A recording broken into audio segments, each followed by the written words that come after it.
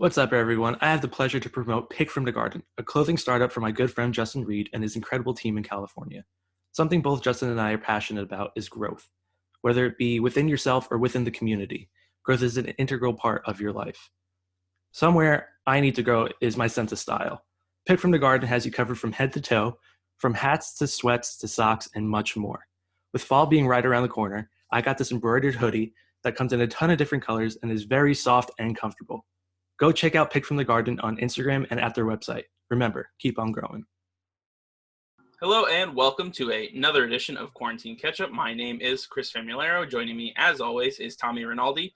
And today we have a very special guest, a music lover, a video game lover, and a sports lover, all three. His name is Ryan Clayton. Ryan, thanks so much for coming on. Yeah, thanks so much for having me, guys. The show's been an absolute blast to watch during quarantine.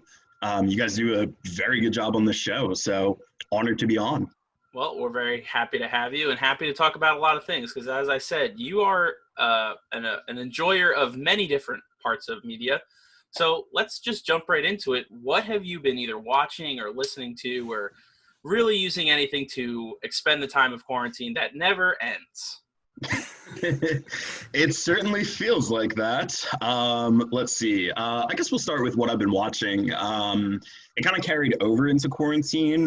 Better Call Saul, the 5th season. I don't know. Yeah, the kind of prequel to Breaking Bad. I really liked season 5. No spoilers, obviously, but there was a character / plot point I wish kind of would have ended in season 5, but I'm kind of interested to see how they deal with that specific character and stuff. So, Last Dance has been good. I'm sure you guys have been talking about that. Not having sports, that was like a really good sports fix. And honestly, too, for like the structure of a documentary, I don't think we've ever seen anything like that because the part that really stood out to me is when like they would interview, let's say like Isaiah Thomas or something, and they would have him say something about Jordan. And then they would go back with an iPad and show Jordan, like, what did Isaiah Thomas say? And like, he would respond to that. Cause like normally with a documentary like that, it would be the person says this thing and they just move on. But you had like what this documentary is kind of about, the main focus responding to that. So that was super interesting from like a structure standpoint. I think it's interesting you bring that up because as we knew before quarantine, Michael Jordan was pretty much one of the executive producers on this documentary. And I think what you're bringing up kind of just goes to show like he had the last word on everything. So like it's a creative plot, like not plot point, but a creative way to tell the story of Michael Jordan and the Bulls. But it also kind of shows that like Michael Jordan wasn't like he was the one who had last say on when it goes out, how it's edited, how he is portrayed, how other people are portrayed. Because I mean, I watched all The Last Dance now. I hadn't watched it when it was going out live, but I watched it through ESPN Plus, and it's a damn good documentary. But it really also shows you just how much of a control freak Michael Jordan is, and how much he wanted his image to be shown. And the story that was being told was Michael Jordan's story. It was nobody else's. It was meant to make Michael Jordan look good. And it did. I mean, it made the guy look like a god in basketball. So I agree. It was a phenomenal documentary, but man, was he at the forefront of the decisions, the choices, and the release date. Yeah, I mean, at the time it came out, everything he did up until that point, he's kind of seen as a god. I mean, he had all these shoe deals. He was really a big businessman, the first of the basketball players to do it. Obviously, arguably the best player of all time, to some people at least. And it really showed within the documentary. I thought it was really good. The one complaint with the documentary I had was the jumping back and forth of timelines. I felt like if it was a little more chronological, I would have been able to follow it a little bit easier. But start to finish, I thought it was really well done from production to the interviews. All of it was really crisp. You brought up Better Call Saul, and I've watched 4 seasons so far. I'm waiting for the 5th season to go onto Netflix so that I binge it real quick. But the show is amazing. Being a prequel, but also somewhat of a sequel to Breaking Bad, it does a really good job of introducing characters that you've come to love from Breaking Bad, while also giving you some new stuff and some insight into why these characters are the way they are. And I think they do a really good job with it. Yeah, you talk about the new stuff. I mean, it kind of like transformed into its own show. Like that's what I think I and other fans were worried about with like coming off of Breaking Bad and then diving right into Better Call Saul was like, can they make this into their own thing? You have such like an established story and characters and stuff. So what I think like the most mind-blowing thing to me is, it is a prequel. It is in the same universe as a great show, like a fantastic show, one of the best, and it's its own thing, which I think is very, very hard to do, and it absolutely nails it. Like you have your own different things going on within Better Call Saul that you're just like, oh, like it's incredible. It's such a good show. It's a testament to Vince Gilligan and Peter Gould, who created both Breaking Bad and Better Call Saul, and they really know where they want to go. And the good thing about Breaking Bad is it knew when to take its pause and when to end its show. There's a lot of really good shows out there that kind of just went too long or stretched out a storyline too much. And Breaking Bad, very concise, and I feel like Better Call Saul is also being very concise. There's not that many filler episodes. Everything has its purpose. And the character work is absolutely amazing. It's a shock to me that Bob Odenkirk, that plays Saul Goodman, hasn't won anything for being this character, because he's done such a good job all 4 seasons of Better Call Saul, and even in his limited roles within Breaking Bad. I think it got nominated for stuff this year. He definitely gets nominated every year, but he's never won. Yeah. Oh yeah, no, I don't know who he's like gone up against, but yeah, that's a darn shame. Yeah. What else have you been watching or listening to during all of this? Yeah, I'll finish up with watching stuff. During some of the, after we saw what happened with George Floyd, I really I felt the urge to watch like certain Black creators and hear Black voices and stuff. So I had the fortune of I watched the I believe it was 92, the Spike Lee Malcolm X film, because I've always been since college I've been interested in Malcolm X, because I feel like I was like, at least in my school system and probably a bunch of others, we never learned about Malcolm X. And I was always like, why? Like, there's a stereotype, oh, he was too violent and stuff. But like, when you go into his story, it's super inspirational. He came from, the film and the book, it's based off of a book that he started to write before,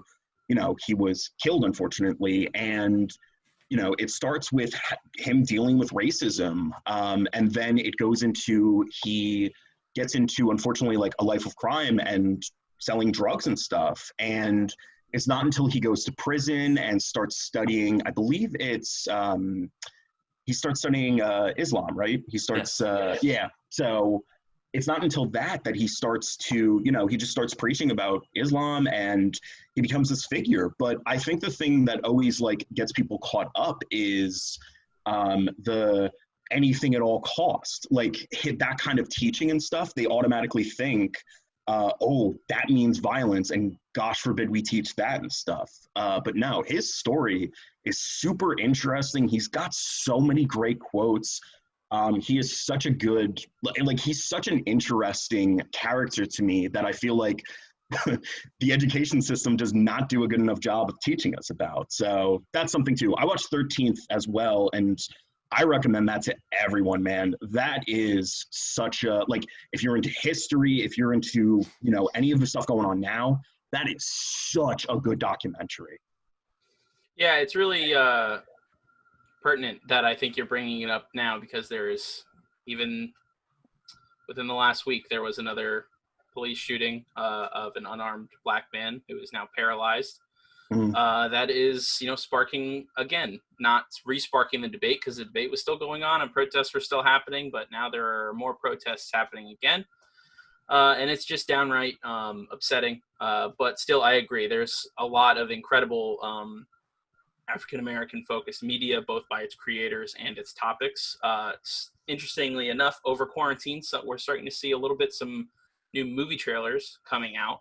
And one of them that has come out that has really, really interested me, it is called Judas and the Black Messiah. It features Daniel Kaluuya and Lakeith Stanfield. It is about Fred Hampton, who was the one of the original leaders of the Black Panther Party, and his assassination.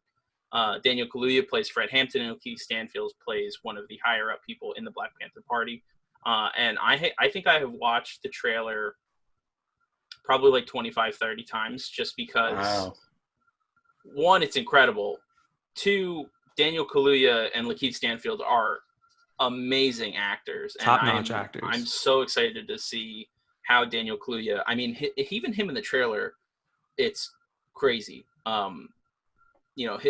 Fred Hampton was notorious for having a very interesting accent in the way, and his dialect and the way that he spoke. And I'm interested to see how Daniel Kaluuya is able to do that performance. But that movie is so just relevant in what is going on now. And Ryan, I'm glad that you brought it up because it has to do with the idea of whitewashing in the American education system. And it's something that all three of us growing up in New Jersey are something that is so obvious to us now, but all having gone to, secondary education and going to college and studying history as some form in college, you learn a lot about the fact that public education just either dismisses or, quickly goes over a topic or a person such as Malcolm X, who, was around who was alive and doing the same thing as Martin Luther King Jr. But, you hear about Martin Luther King Jr. because he preached, peaceful protest, and it's a good thing. And he's a hero, and he's someone that,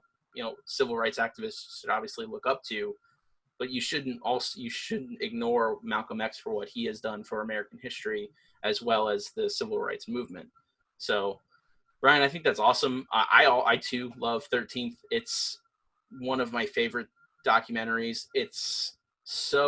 I remember the first time I watched it, I was blown away at so many things that I learned. And Ava DuVernay has become one of my favorite documentarians of all time. Oh. She's a powerhouse. Incredible. Absolutely. So you asked about what I've been listening to. Man, I've been listening to a lot, some really good stuff. So, there's way too much for me to go through, but I'll go through like the heavy hitters. Chicano Batman, who, we all have those bands who are like, why do they not get more like credit? Why are they not bigger than they are? Chicano Batman is that band to me. They are, the best way to describe them is they're psychedelic indie rock, and they are so good. They put out a new album, and it gets a little bit away from, there's still psychedelic elements in there, but I feel like it goes more towards an indie rock thing, like just what we're familiar with, what people are familiar with indie rock, but it still makes for an awesome album. Chaim as well, Three Sisters, one of the, of those group of three, their bass player is one of, if not the best bass players right now in the music scene. A contender for album of the year so far for me, Phoebe Bridgers. I know, Tommy, you've listened to her. Oh, Fam, have you as well listened to her? Do you know her? Because of the rising acclaim for Phoebe Bridgers and how many people have talked about how good she is, I decided to take a listen, and I'm happy I did because it's some good stuff, man. It's good stuff. She's going to be, I mean, she's already great, but like, I can't wait to like keep following her career and stuff. And then some old favorites from quarantine. I mean, I got two of my favorite bands delivering good, if not great albums. Tame Impala with the Slow Rush. That's another one for contender for album of the year. That is such a, oh my goodness. I cannot say enough about that album. It's personal, it's super catchy, it has songs where, it pumps you up and nothing else but you want to dance, and then it goes into like really like heart-wrenching and personal and like philosophical songs. So that's been great. Group Love as well, my favorite band, released a album called Healer. That was before quarantine. Absolutely loving that one. That was one I've never like, I don't know if never, but like I haven't usually been able to do this with like, you know, I think this is going to grow on me. But when that album came out, I was just kind of like, I think it's okay now, but I was like, as I play this album more, I think I'm going to like it. And that's exactly what happened. And then the final artist, again, we talked about, you know, I talked about and Fam talked about as well. Do you go by Chris or Fam on this show? Either one works, man. It doesn't work, or it doesn't matter. It both will work. It doesn't work at all. Nothing. Don't call me anything. Don't talk to me. So I talked about like getting into more Black artists and stuff.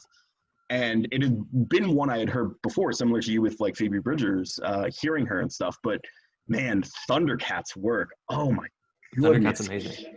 He is such a good artist. And like, again, I'm glad I'm getting into him now. So yeah, I could talk for hours about what I've been listening to, but I would say those are the big ones.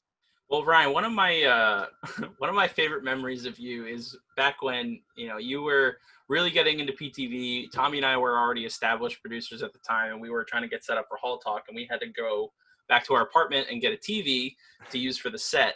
So I'm like, Ryan, come with me. I'm going to need your help to get the TV. And Ryan and I are just talking in the car, normally like how I would with Tommy, talking about music. And just out of the blue, I asked Ryan, so Ryan, what's your favorite music? And then I gave myself like maybe a 1 or 2 second pause, and I go, and why is it ska? And he just sat there. He just sat there and looked at me, and he goes, wait, what? How do you know that? So talk a little bit about how your admiration for ska music has really come into the fold, and how it influences your show that you do every week. The ska hour, as I call it. First off, hold on, you got that story wrong. You didn't say like, why do you love ska so much or whatever. You said you look like a ska kind of guy, which, which threw me off even more. I was like, what? Like, my identity was just crumbling. I'm like, do I present myself as ska? Huh? I could probably talk about ska. I mean, like, growing up, I had friends who listened to that kind of stuff. A New Jersey band, Streetlight Manifesto, is great. But that is not what I do a show on, is ska. Not yet, at least. I mean, if I find my passion for ska one day. But yeah, so during quarantine, I am doing a show on YouTube. You can check it out. It is called The Indie Hour. I provide an hour's worth of the newest music in indie rock, indie pop, and then a little bit of alternative rock, because there's a lot of carryover. And really, it was, you know, I felt this need because before quarantine, I'd worked my butt off to get on a show for Seton Hall's radio station, WSOU, 89.5, home of the loudest rock, where I said, like, I wanted to become a DJ. I wanted to get involved with music because I've always loved music. But I was like, well, WSOU plays heavy metal, modern active rock. Yeah, that's what it is. And Ace the test. Yeah, that's on the test. Yeah. And so, but like the thing was, yeah, we're heavy metal, and I was like, I'm not the biggest heavy metal fan. So I was like, I need to find, like, you know, they have specialty shows and stuff where they play different kind of music. And I was like, I got to find a specialty show that's right for me. And sure enough, we have something on there called the Campus Buzz, which is, you know, the idea of the name of the show comes from like the late 80s, early 90s, where it would be, hey, what is buzzing around the campus? What is the buzz? What are people listening to, you know, through, like, what are college kids listening to and stuff? And what it's turned into now, it's such a great show. It is, yeah, I, along with my co-hosts, we get sent, like, new music, up-and-coming artists within the scene, and we would play them. But unfortunately, with quarantine happening, I couldn't continue with that show, WSOU trying to keep everything safe and stuff, but I still kind of had that creative itch. So yeah, I started the Indie Hour, and I've been, you know, when starting a show, I'm sure you guys can relate to this, like, you want to do it for, I don't know if this is the case, but like, you want to do it for you want to make it an enjoyable thing. But it also really helps when people say, hey, I like that thing. You do a good job with that thing. So that's been really great too. Like I've been getting good feedback on the show and I've been really satisfied with what I've been able to do. Hey, I like that thing and I really enjoyed that thing. You do a really good job of hosting that show, and it really shows because of your passion for the music. If you weren't passionate about what you were talking about, it would be tough to follow along. But when you're watching the show, it really does show you do care about this music and you do care about the artists that you're actually listening to. Through your time within quarantine, what are some bands that you've come across that you're like, oh my God, I'm so glad I found this during this time? Ooh, that's a very good question. Obviously, we talked enough about Phoebe Bridgers, but her album Punisher came out, and like that really made me become interested in her. Another older artist, I mean, I think has been doing stuff since the 90s. But Fiona Apple, she had a new album come out, and I've never like the critical acclaim for that album was like mind blowing. I think Pitchfork gave it like a 10 out of 10. And I was just like, whoa. I'm one like, of the highest rated albums of all time, I'm pretty sure. That's wild. And I was just like, whoa. I'm like, I got to check out Fiona Apple then. And that album and her work has been, yeah, I'm really happy. That's been one of my better finds during quarantine. Also, on the show, again, going back to the Black artists and stuff, I tried to, I've been trying to do a good job of like thinking about, hey, what can I do? And that's one of the things I've been doing is including Black artists or artists of color. And one of the best ones I've found who's like I think the best way to describe her as folk is Yola. Yola. Yeah. Her music has been like, her music is so awesome. It's a good mix of like folk and there's a lot of great rock elements to it. It's, again, a lot of her music can be very like soothing, very relaxing, but there's songs where like she, goes a little, like her music is a little harder. It's got a little edge to it. And her discography is super great, super diverse. I think anyone can really find enjoyment out of what she offers. So that's good. Some to keep on the trend of finding artists in quarantine. It's not really more new music, but the one artist that for me sticks out the most that I have found during quarantine is Aluna George. I had heard her music originally with works with Flume and Disclosure and ZHU, but I found her. I believe it's her and another male producer. But I found their album from, I want to say either 2014 or 2016, and I just fell like in love with it. I've added almost a majority of the album to my personal playlist, and it's just this awesome mix of electronic music with a little bit of soul and R&B, and then there's like these little dance flares that include salsa and like a little bit of Latin music, and it's just this perfect mix of music that I generally enjoy, and it's so well done and woven together. Tommy, is there an artist that you have found in quarantine that really sticks out to you? Similar to Ryan, I am a big fan of the indie scene, and whether it's indie folk, indie pop, indie rock, it does have a broad umbrella under itself. And it's, I believe, indie electronica. And it's this guy named Taylor McPheron. And he's very talented, very groovy, danceable beats, very like smooth voice and everything like that. I think he's really talented. But Ryan, I wanted to ask you a question. You have the show called the Indie Hour. You were really interested in doing that at WSOU as well. What really made you gravitate towards indie music? For me, I know there's a lot of really good writing within indie music, just heartfelt lyrics usually, a lot of good songwriters within that genre.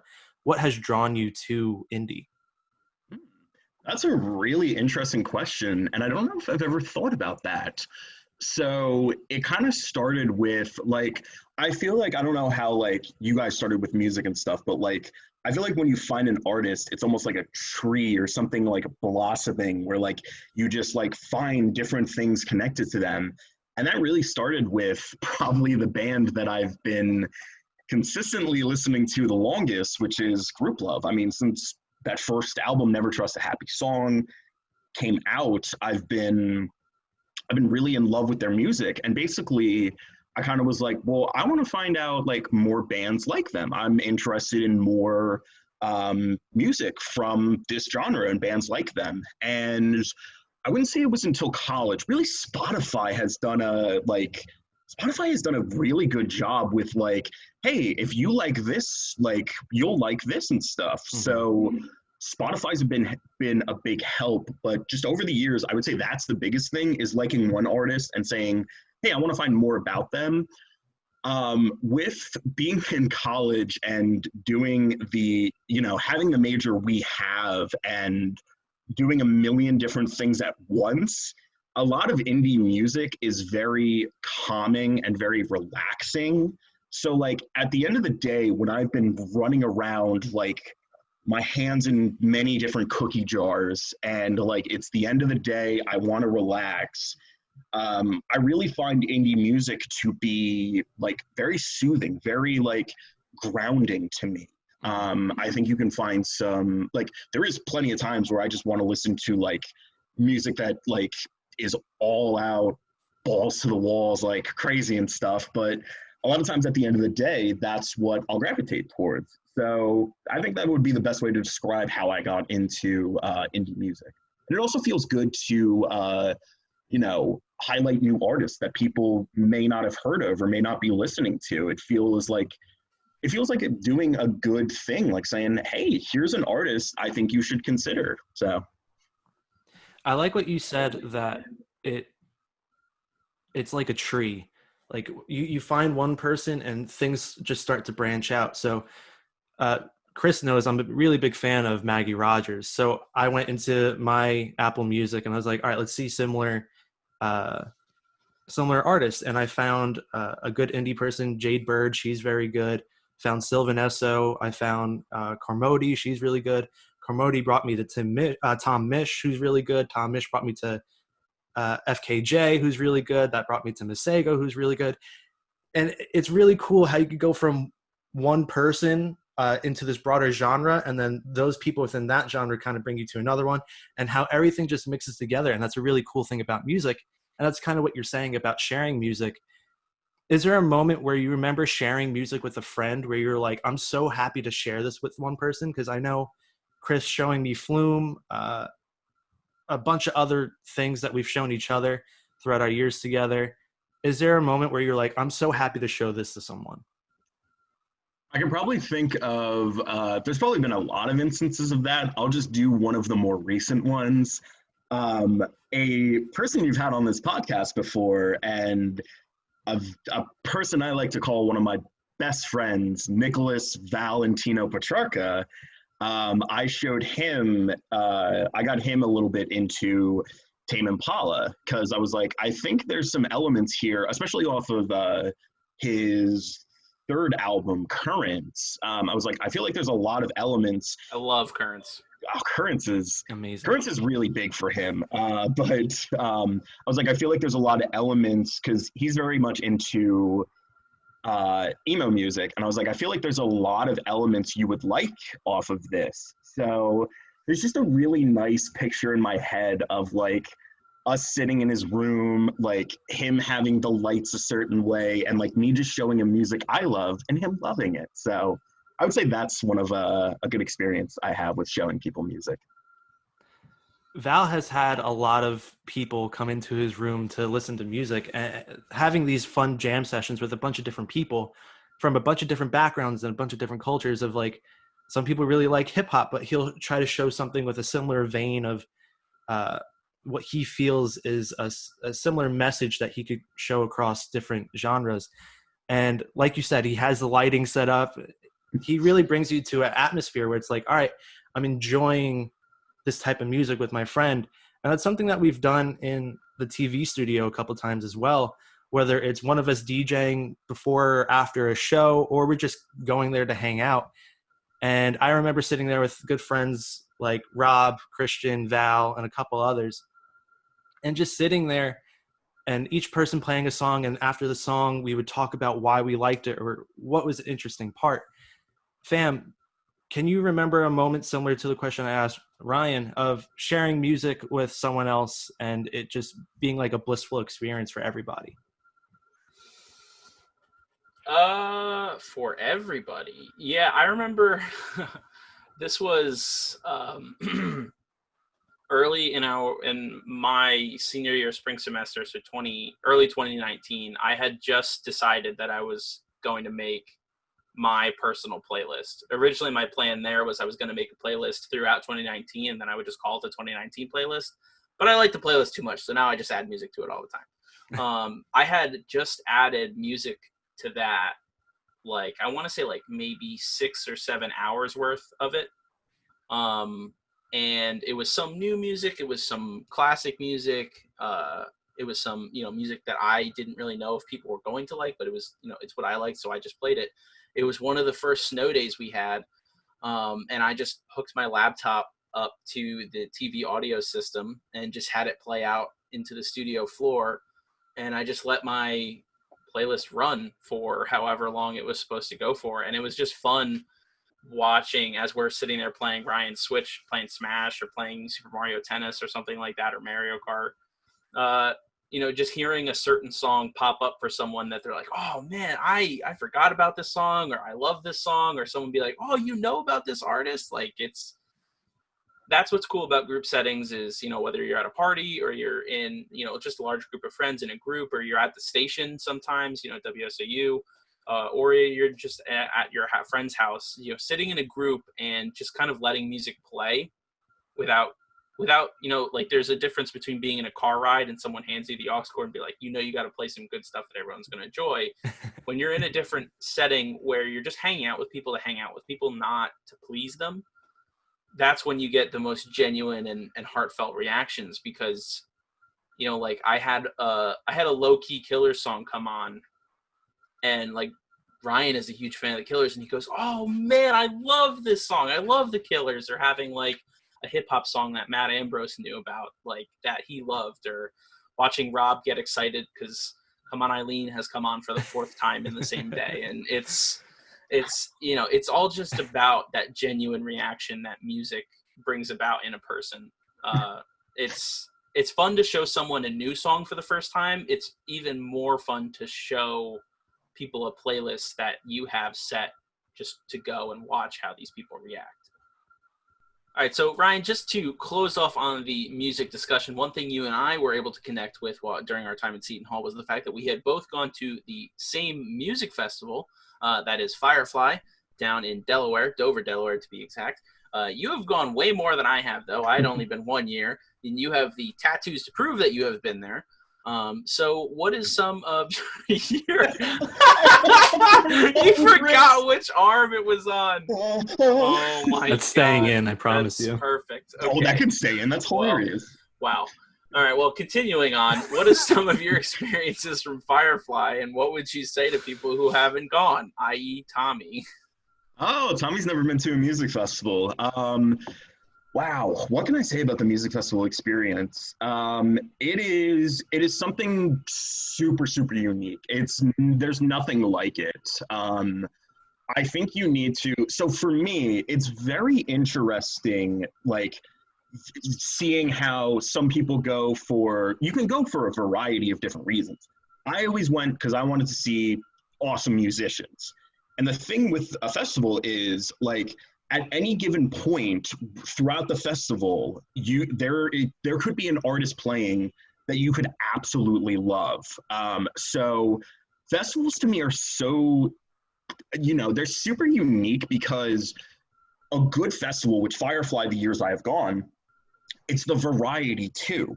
So you could be bouncing from a punk show to an indie show. You could be looking at an artist on the biggest stage and then go to a stage with like 15 people and seeing your favorite person. So I think that's really unique about the festival experience and stuff, is also the people and some of the, how do I want to phrase it, shenanigans, activities that go on.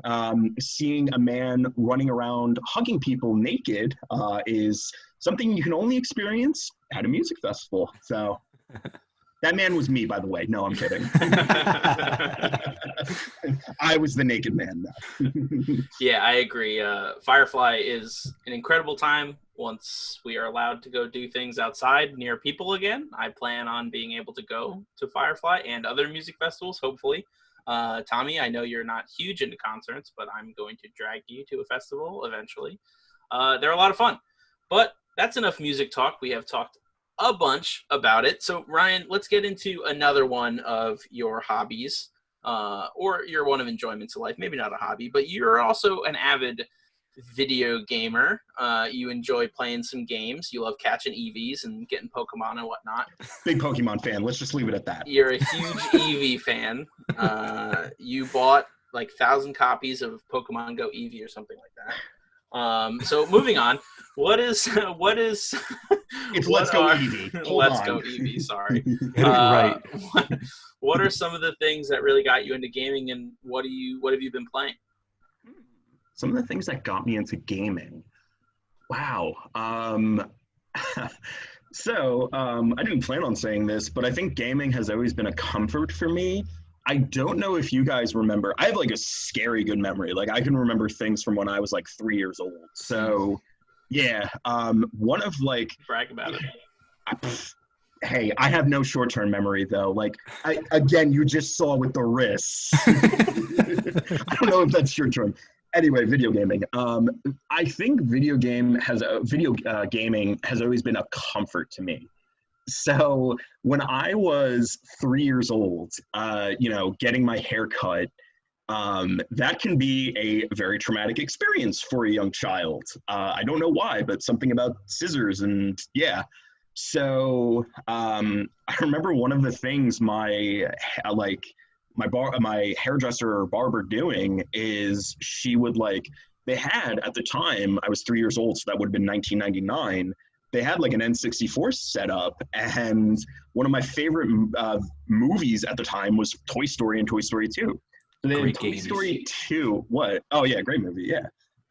So they had Toy Story 2 on the N64, and that just shut me up. I mean, you could have, cut my hair however you want. Normally it was a bowl cut, but we so video gaming has always been a comfort for me. Still, 20 years later, I'm still gaming. I still find so much joy in gaming. One of the things that I think is starting to get more credit with video gaming is it really is an art form, like some games. I mean, you could have beautiful, beautiful works of art. They can be beautiful, beautiful works of art. I think one of the best examples of that was in 2018 when I first transferred to Seton Hall from community college. I have such a good memory of video games being an art form. Like it was super snowy. It was like we had a squall. And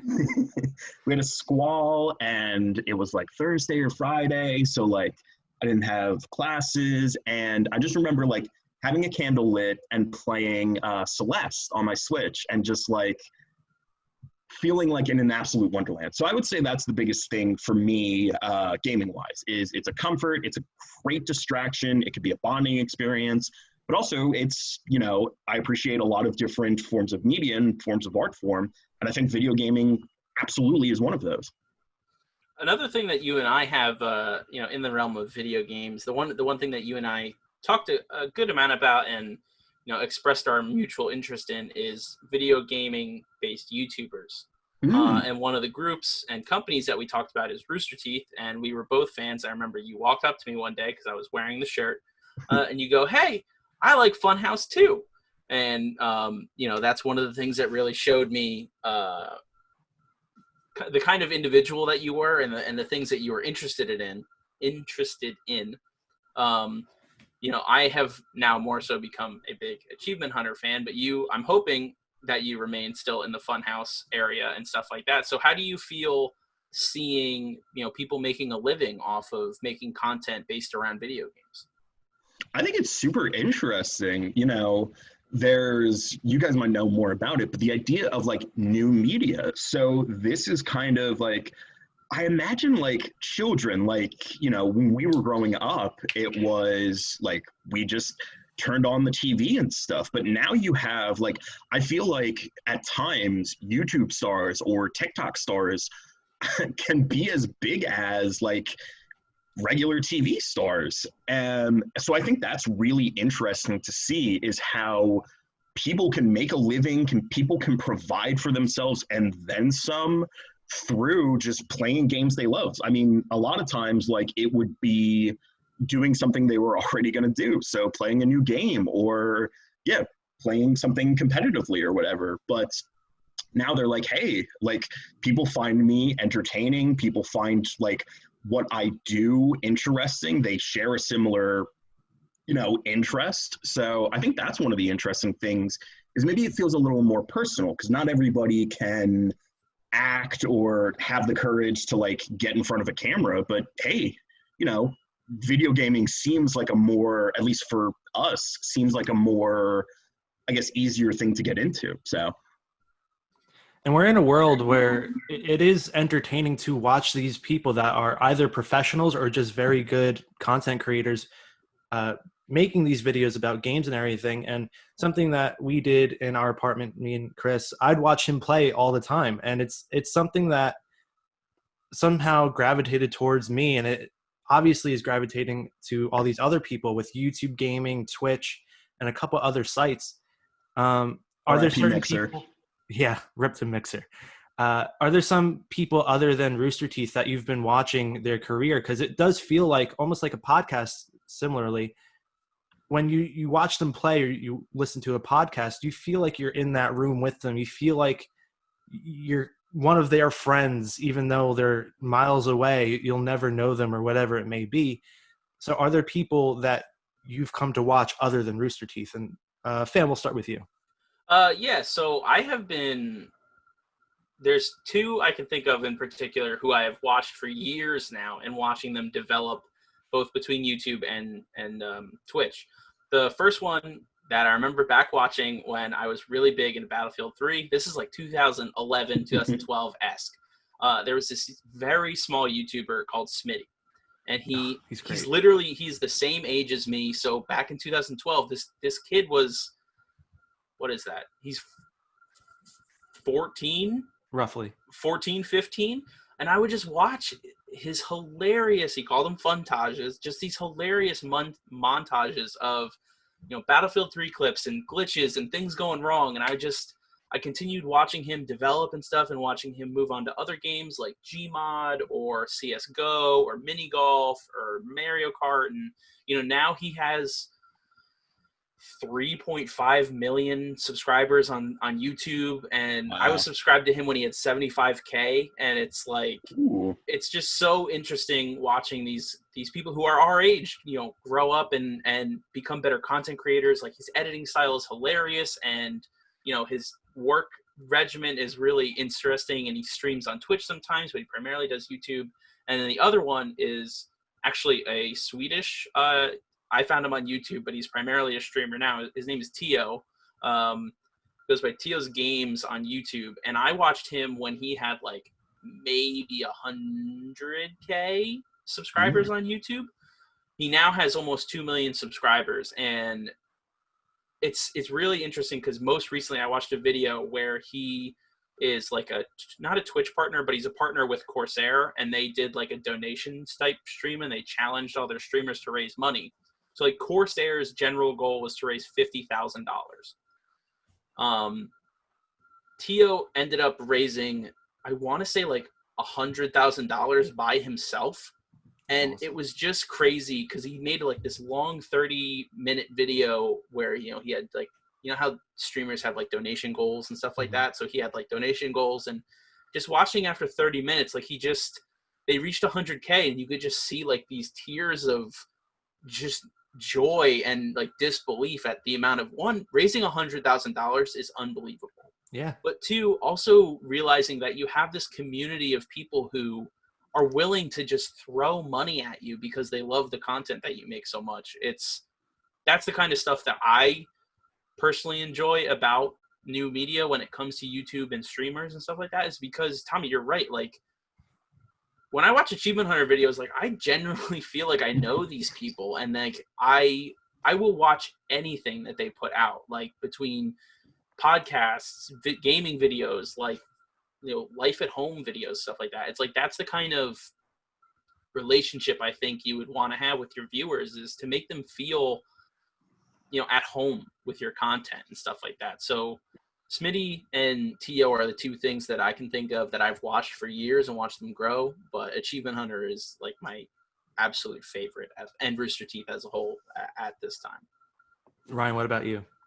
Yeah, wow. So while I was still listening to Fam, obviously, but I was trying to go through, like, because this is a tough question for me.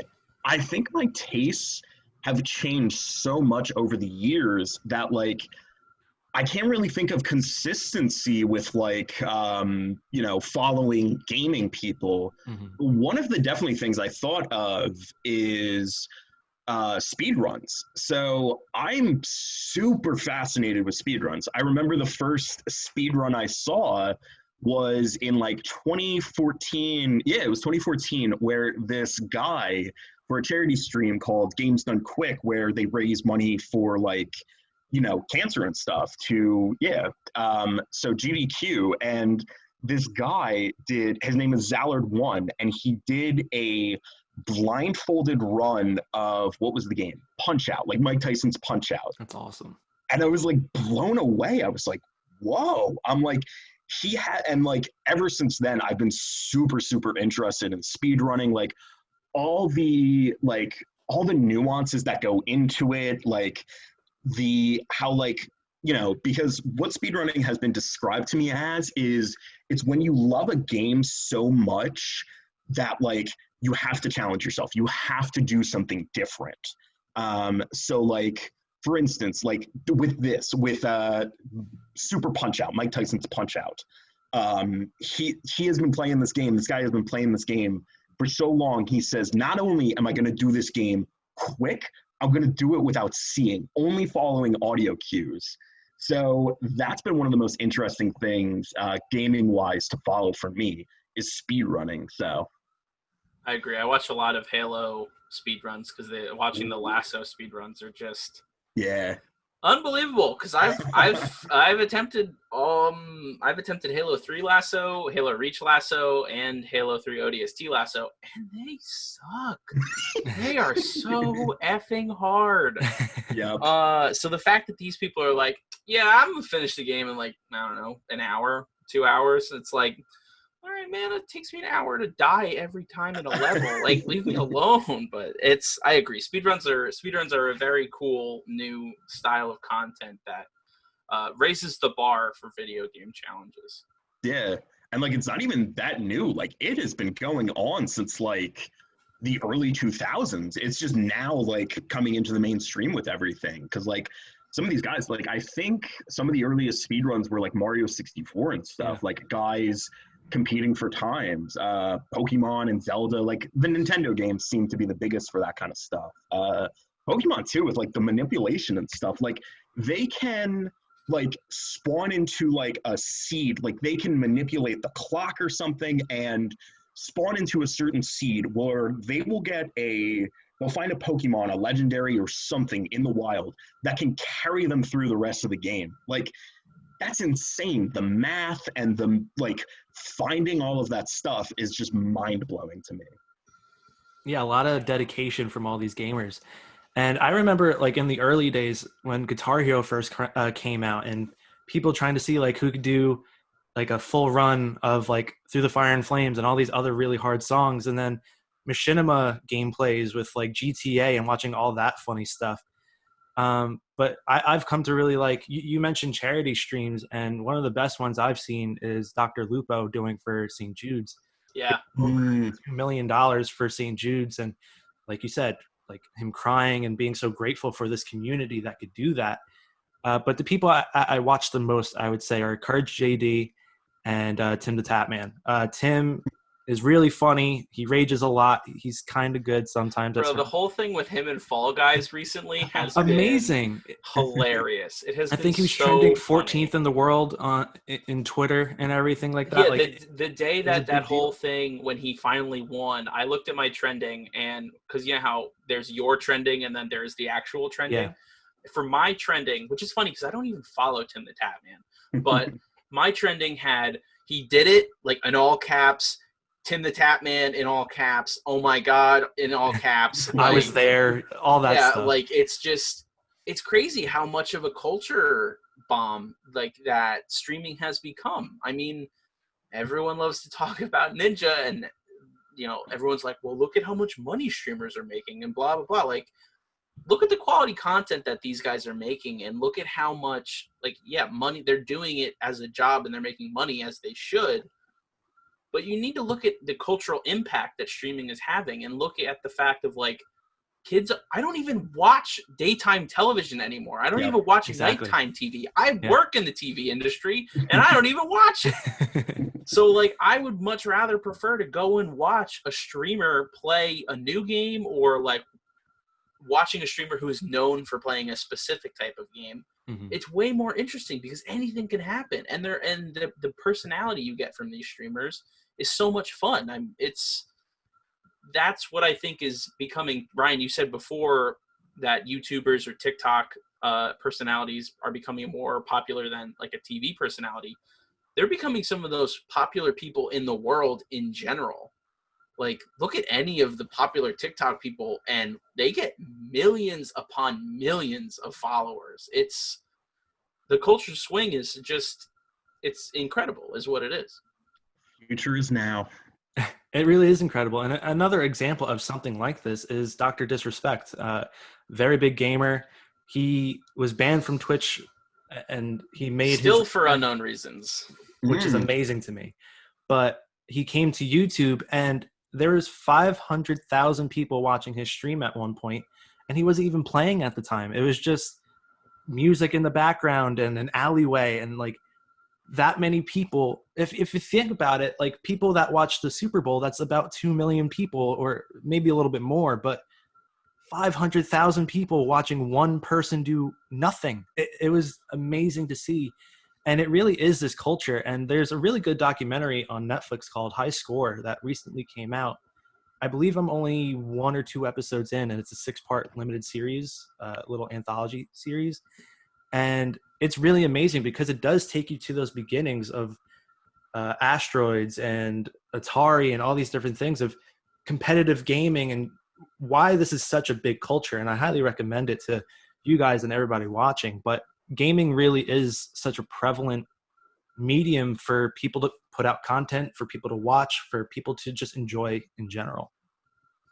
Yeah, and I think, you know, before we run out of time, there is another thing that I did wanted to talk about with Ryan is another big cultural aspect in the pandemic and the return of sports is the NBA bubble. We are now in the NBA postseason. We are well into the first round of games.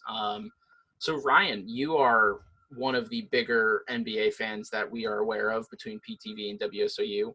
Ooh, that's a big compliment. Wow. What has your opinion of the bubble been? How are you enjoying postseason, if you are? And what's some of the biggest surprises that you've seen in the postseason? Yeah, just a lot of different questions there, but it's nice to have sports back. I've liked some of the NBA's efforts for social justice. You know, right on the court of every NBA game is Black Lives Matter, and on the back of the jerseys, a lot of the, you know, the players are allowed to put messages like Black Lives Matter or vote. So yeah, I think that's been super interesting. I would have liked if the NBA would have allowed like players to kind of say whatever they wanted. I do understand though, they're like them picking out certain messages and stuff. But like, for example, I think it was a Raptors player who I'm gonna forget the name on. It was either like Norman Powell or Fred VanVleet, and he wanted to put something like am I next or something like that. It was something along that lines, but it wasn't in the selected phrases, and the NBA wouldn't let him do it. So like And he was kind of mad about that because he's like, yeah, I feel like that could have, like, that goes with the message that they're trying to do and stuff. The other thing, too, which Lou Williams on the Los Angeles Clipper brought up, is making sure we continue, all of this stuff with, we continue this fight with social justice. Because he had a comment that was like, I hope people don't go back once sports start back up. I hope people don't go back to cracking a beer and just sitting back and watching some sports and stuff. Like, obviously these things are good escapes, but we still have to focus on the big issues in this country, and I still think that's been a focus, and NBA players have been super good. Chris, you talked about that in the beginning of the show, the shooting that just happened, I believe last week, the previous week, and sure enough, Donovan Mitchell, one of the stars in the NBA right now, commenting on Twitter like, this is bigger than the game and stuff. So that's been one of the things with sports coming back that I've been keeping an eye on, is making sure that everything gets still upheld with the justice we've been seeing. But the actual playoffs have been crazy, man. I mean, there's so much to talk about. So the Phoenix Suns winning 8 games and like not getting a chance to get into the playoffs is wild. I know the regular season and stuff record, like they were just barely invited to the bubble, but that was crazy. The quality of basketball has been good too. There's a lot of different matchups I'll slowly get into, but I feel like I've been talking too long, so I'll let someone else talk. Well, you're all fine. Don't worry. The whole point is to let you talk about what you. Wait, this isn't my podcast? So I guess some of the matchups that I have found really interesting. Obviously, the Lakers Trailblazers series has been really interesting. The narrative has very quickly changed. I saw it actually a tweet today before we went on the podcast. It was like, Trailblazers are hot right now. They could genuinely beat the Lakers. And then 2 games later, they're like, yeah, of course the Lakers are winning. How, the Trailblazers weren't even supposed to be in the playoffs. It's like, that's how quickly the narrative will change in an NBA game. And it's like, either give someone a fair shake or don't even bring it up. Like, what's the point, man? The Trailblazers are a good team. They have one of the most dynamic scorers on their team. Dame has been amazing, but it is tough to go against a team with LeBron and AD. Those are 2 of the top 5 players in the league, and they could do whatever they want. They spread the floor in different ways. They're both really good at passing. They're both really good under the hoop. They could do whatever they want, and it's hard to watch someone like Damian Lillard try to navigate this series because he's doing everything he can. He hurt his fingers and he's still playing really well, and it's a really good series, thankfully. But it is just the Lakers are just at the top, and it's an entertaining series, thankfully. Yeah, some of the other matchups, I'll go into the matchups now. Utah looking super good. I thought the Nuggets were going to win that series, but man, Utah, Donovan Mitchell absolutely looked dominant. Speaking of another young dominant player, Luka, man, holy unbelievable. cow. I mean, we all knew, at least I knew, his potential and stuff, but I don't think anyone expected this. Something maybe some people expected was Paul George not showing up in the playoffs. I mean, he had a good game last night, the time we're recording this and stuff. I think he had like 35-something points. But man, every other game it's been rough for him. Going to the East, the dominance of Miami, their offense is so dynamic. I mean, I'm not going to compare it. Yeah, did you want to say something, Tim?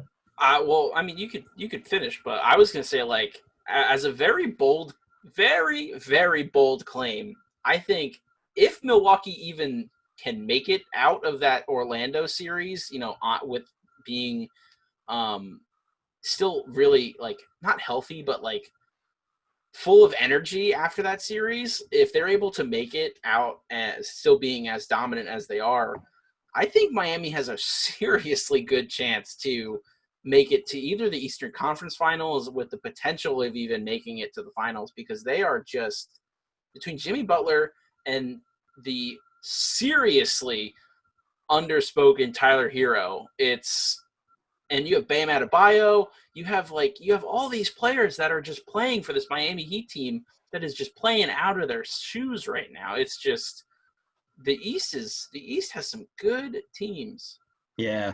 I do want to promote. I did a NBA restart with Pirate Television that I highly recommend checking out. It's honestly, objectively speaking, I think one of the better videos I've done at my time at Seton Hall. But I remember someone saying, like, I have Miami going to the finals and stuff. And I was kind of like, okay. But, I mean, I see it now, man. They are legit. I would compare it to, it's a tough comparison, but I think with the ball movement and the spacing, they're very much remind me of, like, 2014 Spurs. Yeah. Like, obviously you don't have the legends yet of, like, Duncan and everyone else, but that's a super dynamic offense. And the final matchup I'll mention is the collapse of Philly, man. I did not see that coming. I did. Shout out to Liam Plate. Brett Brown is a bad coach, and they're a super self-destructive team that was stripped of their real potential. What do you mean by that, stripped of their real potential? With Simmons getting injured, or with Brett Brown? Well, one, Brett Brown, bad coach. Two, Simmons getting injured. Three, not playing to your strengths. Not feeding Embiid the ball and not supporting him and not having outside shooting, i.e. trading away Jimmy Butler, i.e. not keeping JJ Redick. Your front office failed you. Your coach failed you. You got unlucky with one of your players being injured. And you're just a bad organization. I'm going to say it. Yeah. Plus, Boston, a phenomenal team. Yeah, right. Not without injuries themselves. I mean, they didn't have Hayward. I know, like, he's kind of more of like a he's not the biggest piece for them, but still. But when you have Jason Tatum, Jaylen Brown, and Marcus Smart all playing at their top game, like, you don't even need it's scary. You don't even need Gordon Hayward. Yeah, it's scary. Yep. So that's kind of been it for NBA wise for me.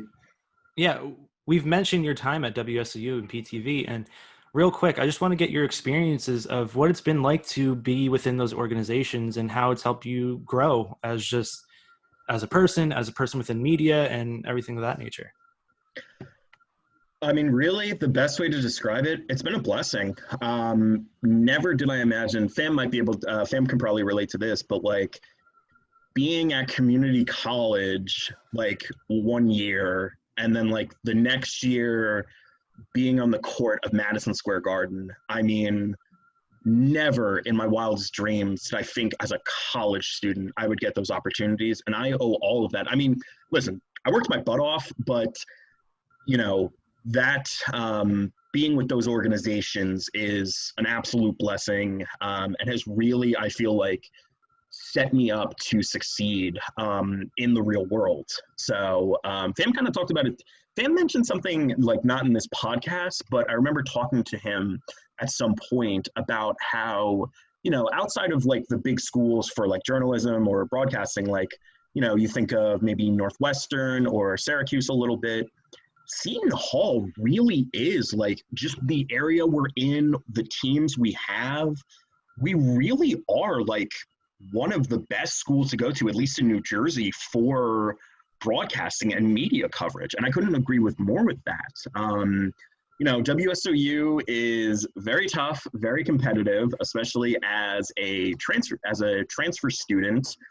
The clock is, again, Fam will probably relate to this, the clock is always ticking against you, which is unfortunate at a school, like at an organization like WSOU, which is so competitive. But, PTV really, I would say, not that WSOU isn't welcoming, but like Pirate TV, within like my first month of joining, I was sent out to a soccer game to cover, I believe it might have been men's or women's soccer. And there I was on YouTube in front of a camera talking about a game and stuff. So yeah, I mean, absolute blessings, WSOU and Pirate TV. So. And PTV and WSOU have really gotten you to a certain professional state that It's been really nice to see you grow as a professional, being on camera, getting more comfortable with hosting, getting more comfortable with being color, being more comfortable overall within the entire production experience. Now that you're towards the latter part of your career and everything like that, what are your goals for after college, and what are your goals just going into the future?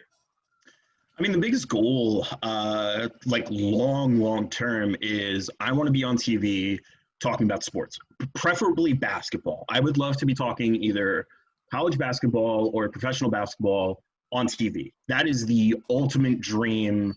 But just for now, outside of college, get my start somewhere, get my foot in the door wherever it is, at a radio station, at a TV station, anything involved with sports is really what I'm hoping for. And again, with Pirate TV and WSOU, having the resume I have, doing all the stuff I've done with those organizations, makes me feel great, makes me feel as confident as one can be entering the workforce. So, and that's really important, and it's really nice to hear. And I believe this will be the end of the show, but I want you to plug the things that you've been doing. You mentioned the Indie Hour. You mentioned something from Pirate TV. Just talk about that a little bit more before we end, and we'll give you a proper send-off. Ooh, proper send-off. Okay. Yeah, as I mentioned, please check out the Indie Hour on YouTube. If you just Google that, if you just search that up, the Indie Hour, I will come up. You'll see my videos. And yeah, I've kind of described the format, but it's just I provide an hour's worth of music on a Spotify playlist. And I talk about some of my favorite picks from that week. I do album reviews. I'll do bonus episodes here and there of just kind of fun, different things that don't fit the format. I upload the show every Sunday at around 8 to 10 p.m. So look out for that. Yeah, and with Pirate TV, I'm always doing something with Pirate TV, normally sports. But yeah, I just mentioned a great video I did talking about the NBA restart. It's maybe a little outdated, but like you can see if my predictions were right. I did have I did have the Wizards winning the finals, so that was not the best pick, but I didn't, okay, by the way. Shout out to Christian Gardner for loving the Wizards with all his heart. Oh yeah. So I would say those are my biggest things. Go support Pirate TV. Go support me on the Indie Hour, and yeah, that's all I got. Thanks for having me on. This was a blast. It was really a lot of fun. A blast having you on as well. We're gonna put the links of your videos into the description so that people could easily access your videos and all that good stuff. Ryan, I really want to thank you for coming on. This was an amazing interview. Really nice to catch up. Amazing answers from you. For Chris Famulero and for Ryan Clayton, I'm Tyler Rinaldi. Thanks for watching. Please like and subscribe if you can, and we'll see you next week.